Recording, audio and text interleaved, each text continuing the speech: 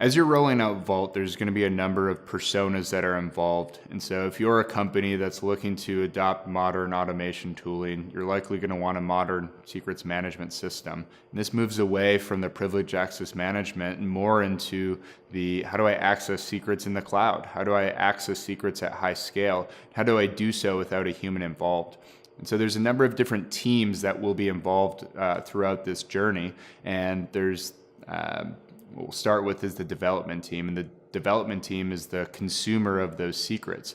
And so what you'll need is the application developer that's actually going to be writing the code that's going to interact with those secrets and make the decision of, do we want to use libraries? Do we want to have that native to the application?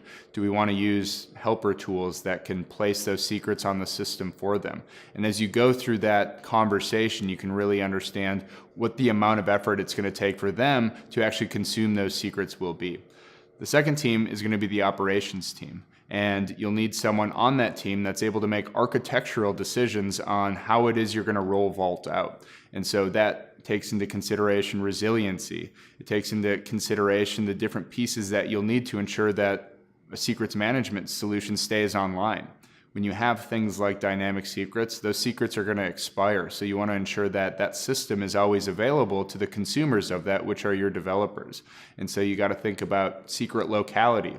If I have multiple data centers or multiple clouds, it's ensuring that Vault is going to be available and up no matter what happens. If there's a network severance or there happens to be one part of the AZ that goes down, it's ensuring that your operational readiness is to a point where you can take catastrophes and take failures and still be fine in the end. Now, that's going to be an architect as you design that solution, and it's going to be the operations team that's actually going to roll it out. And they're going to be the ones that are actually creating the different automation tooling, regardless of what tool you choose, to ensure that Vault is at a state where it's available.